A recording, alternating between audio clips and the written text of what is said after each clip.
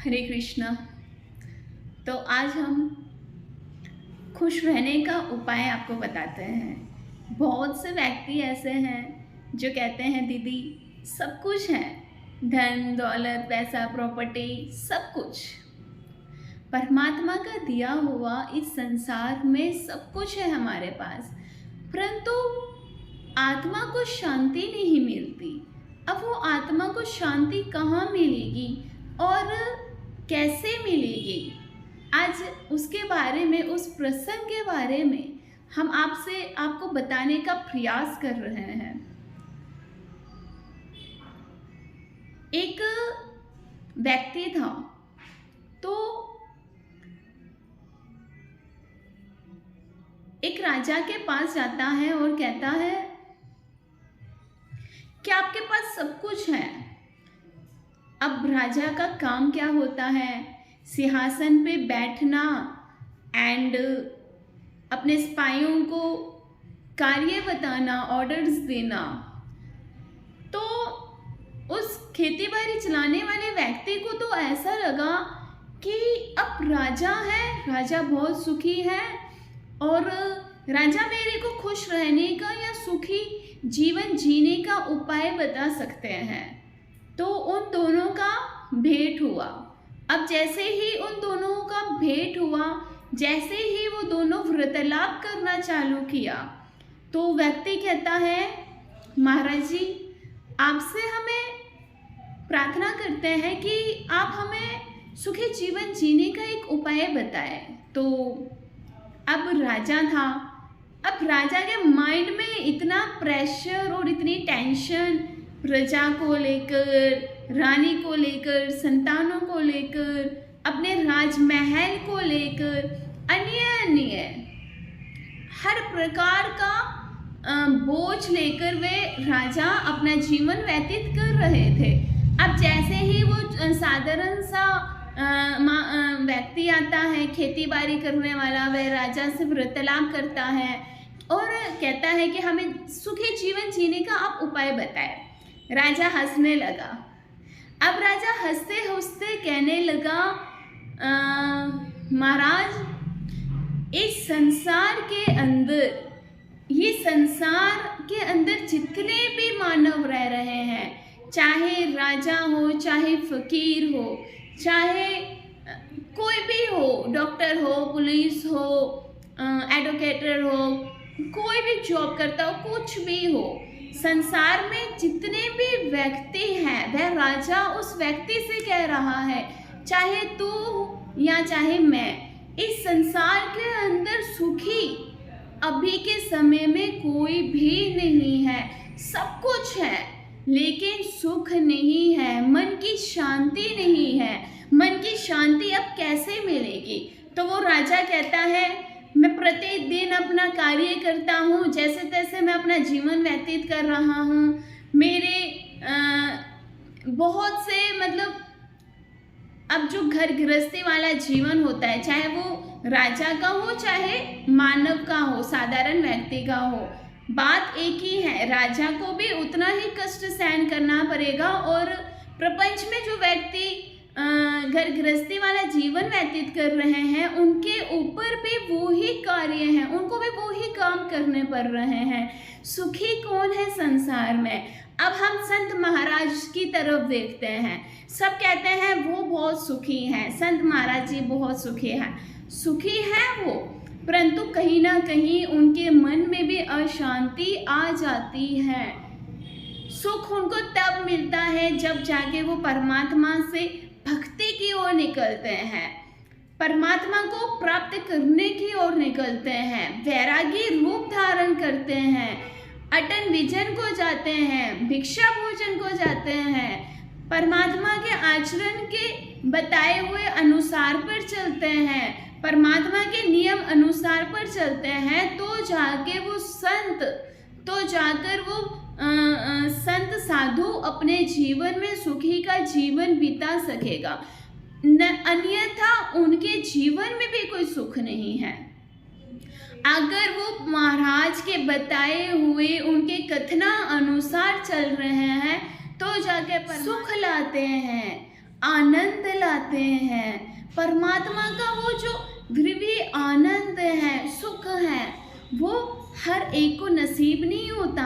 वो बहुत कम विरला है, वो बहुत कम मानव है इस संसार में, और वो बहुत कम भक्त है, और वो भी जो निस्वार्थ भक्ति करता है, जो परमात्मा को बिना कुछ मांगे ही परमात्मा से प्रेम करता है, मंदिर में जाकर परमात्मा को नतमस्तक होकर जो प्रणाम करते हैं और कहते हैं कि ठाकुर जी, हमें इस संसार से कोई अभिलाषा नहीं है, हमें इस संसार से कुछ भी नहीं चाहिए, हमें आपके श्री चरणों के दर्शन चाहिए, हमें आपका प्रेम चाहिए, हमें आप चाहिए, हमें आपके साथ रहने का योग कब प्राप्त होगा, हम भक्त लोगों की कैटेगरी में कब आएंगे, हम भक्त कहने के योग्य कब होंगे। उनके मन का भाव जब श्री कृष्ण महाराज, श्री द्वारकाधीश महाराज, चंद्र महाराज जी जब जान लेते हैं कि ये सच्चा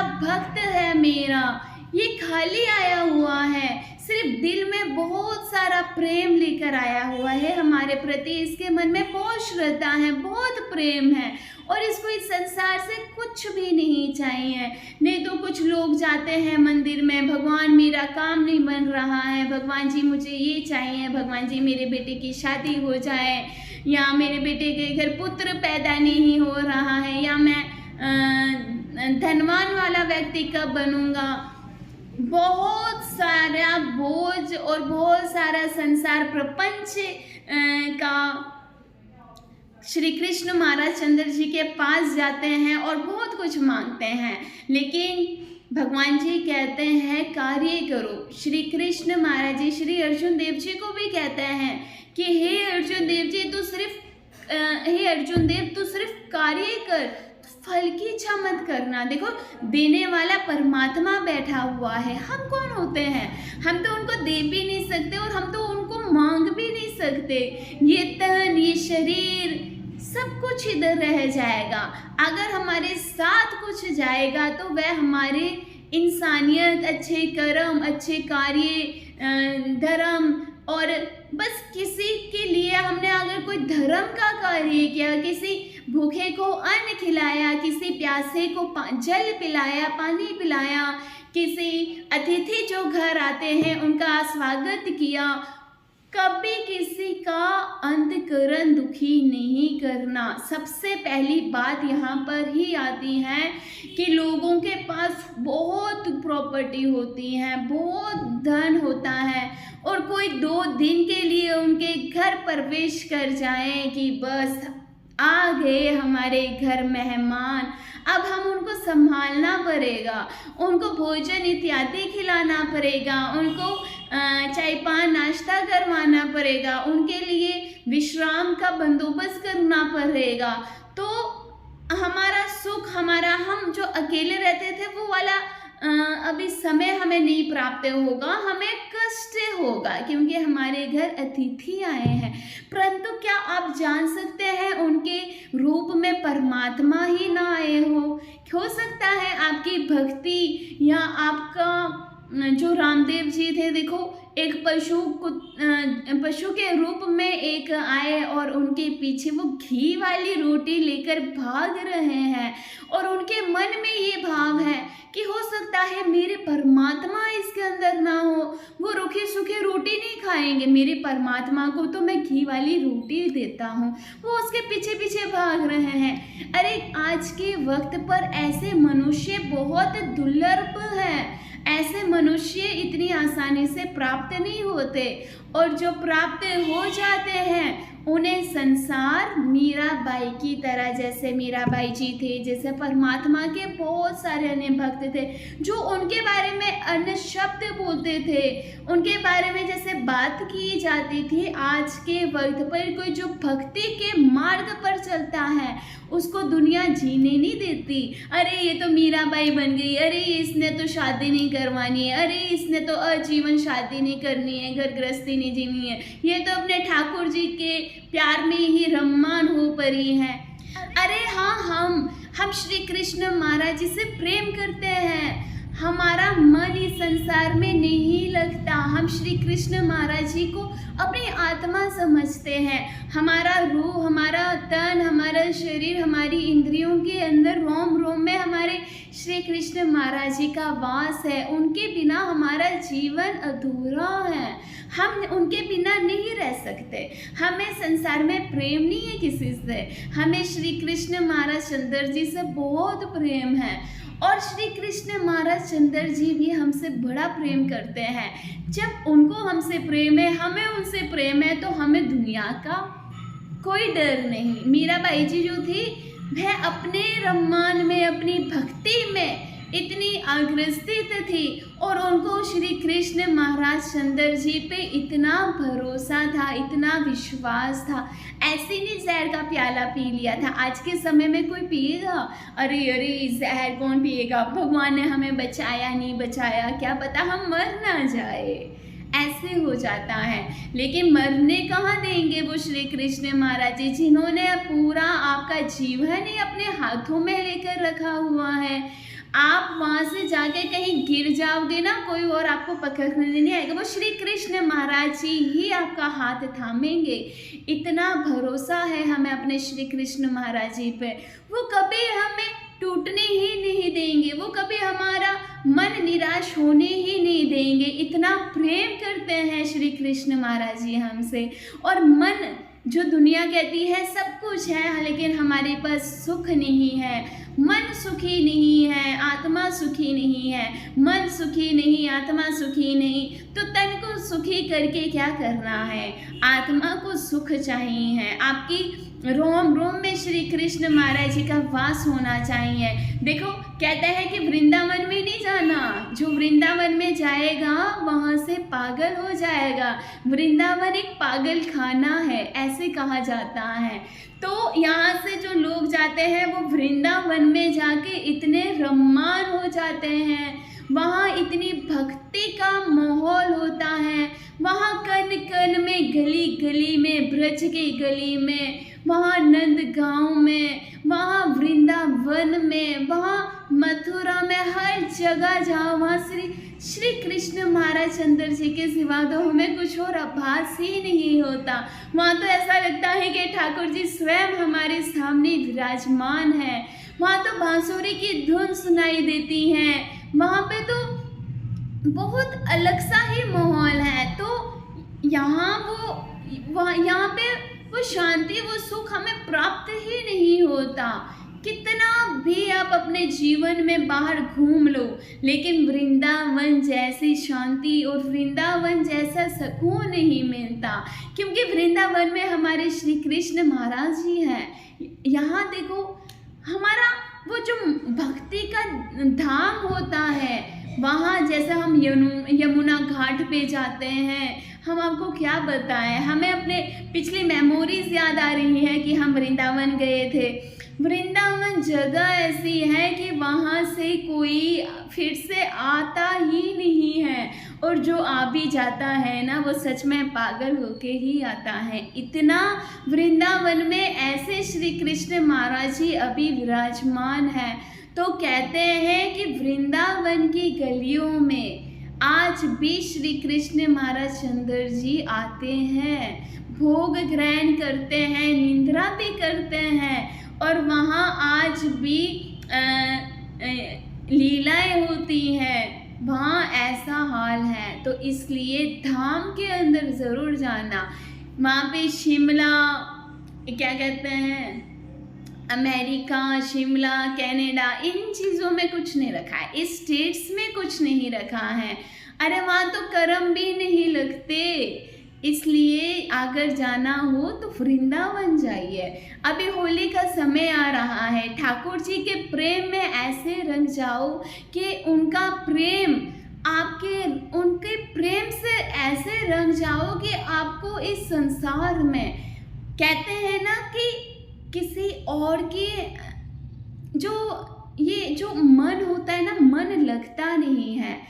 अब जो भक्ति वाला धाम होता है ना, वहाँ पे मन लग जाता है। जब वहाँ से हम यहाँ जाते हैं ना, फिर से अपने घर में, उस माहौल में, तो फिर वो परमात्मा और जो श्री कृष्ण महाराज जी से हमें प्रेम है ना, वो घर के अंदर रहकर, वो चार लोगों के अंदर रहकर हमारे परमात्मा हमसे ऐसा लगता है थोड़े से दूर हो गए हैं, क्योंकि प्रपंच ऐसा है, प्रपंच का जाल ऐसा है, कोई नहीं बच सकता, कोई भी नहीं। ये मोह ऐसा है, ये प्रेम ऐसा है, संसार की तरफ हम खींचे चले जाते हैं, खींचे चले जाते हैं। अपने मन को हम कितना भी रोक ले, बहुत रोक लें, परंतु नहीं रुक सकते हैं। लेकिन वो परमात्मा जब कृपा करेंगे, बार बार श्री कृष्ण महाराज चंद्र जी से प्रार्थना करो कि हे प्रभु, मैं इस संसार में हूँ ज़रूर, लेकिन इस संसार में रहकर भी मेरा मन, मेरा मन और मेरा जो ये अंतकरण है ना, वह आपके श्री चरणों के सिवा कहीं और ना लगे। मेरे नेत्र आपको देखने के बिना और कहीं किसी को ना देखे। अगर मैं मुख से कुछ बोलूं तो मैं श्री कृष्ण ही बोलूं, और कोई वाणी ना करूं मैं, और अन्य व्रता भी ना करूं मैं। ऐसे बार बार श्री कृष्ण महाराज चंद्र जी से हमें बार बार आग्रह करना चाहिए, बार बार हमें प्रार्थना करनी चाहिए। तो जब बार बार कोई बच्चा अपने माता को एक ही बार बोलता है मुझे ये चीज़ चाहिए, मुझे ये चीज़ चाहिए, तो वो माता पिता भी उसको वो वस्तु दे देते हैं, तंग होके भी दे देते हैं कि बस इसको ये वस्तु दो और हम छूटे। तो ऐसे ही श्री कृष्ण महाराज चंद्र जी से बार बार प्रार्थना करिए, बार बार अपने कर्मों का प्रायश्चित करें, तो जाके हम इस संसार से बाहर निकल पाएंगे और हमारे जीवन की पूर्ति होगी। तो जाके हमारे जीवन में सुख आएगा, शांति आएगी, सम्मान आएगा, और हमारे आनंद इतना आएगा, फिर हमें इस संसार में रहकर भी दुख हमारा कुछ नहीं बिगाड़ सकेगा। लोगों की बातें भी हमें कोई फर्क नहीं पड़ेगी, कि लोगों का काम है लोग बोलते रहें। अरे लोग जब बाहर जाते हैं ना, कहते हैं कोई फ्रूट लेने जाते हैं ना, वो देखते हैं कि ये ठीक है या नहीं। चलो सपोज ले लेते हैं हम अमरूद, बाहर जब जाएंगे तो कहेंगे कि भैया खट्टे हैं कि मीठे हैं, पूछते ज़रूर है। चाहे कोई भी वस्तु हो, कोई भी फ्रूट हो, घर आकर उसके ऊपर नमक छिड़क कर खाते हैं। कि लोगों का काम है आपके जख्मों पर, आपके जीवन पर सिर्फ साल्ट, नमक डालना। इसलिए अपना जीवन अपने हाथ में रखो। लोगों के हाथ में अपना जीवन दोगे तो लोग आपको कहीं से लेकर कहीं गिरा देंगे। इस संसार में कोई ऐसा व्यक्ति नहीं है जो आपका अच्छा चाहता हो। बहुत कम, बहुत दुर्लभ एक व्यक्ति ऐसा होगा, लाखों में एक, जो आपकी ऊंचाई से, आपके प्रोग्रेस से जिसको ईगो नहीं होगा, जिसको कोई अभिमान नहीं होगा कि आप अपने लाइफ में बहुत नाम कमा रहे हो। नहीं तो यहाँ दुश्मनों की कोई कमी नहीं है। हम बिल्कुल शुद्ध सवर में स्पष्ट कह रहे हैं, दुश्मन आपको बहुत मिलेंगे, लेकिन उस भीड़ में अपना आपको सिर्फ परमात्मा ही मिलेंगे। इसलिए हम वीडियो को ज़्यादा लंबी नहीं करना चाहेंगे और हम अपनी कथा को यहाँ पे विराम देना चाहेंगे। मिलते हैं हम अपनी अगली कथा में। तब तक के लिए पूजा पाठ करते रहिए, श्री कृष्ण महाराज चंद्र जी की भक्ति करते रहें और श्री कृष्ण महाराज चंद्र जी से प्रार्थना करते रहें कि आपको धर्म में बढ़ोतरी दे, आपको धर्म में बहुत बढ़ाए, आप बहुत नाम कमाओ, संसार में नहीं भक्ति के मार्ग में। इसलिए हम अपने शब्दों को यहाँ पे विराम देते हैं। बोलिए श्री गोपाल कृष्ण महाराज की जय।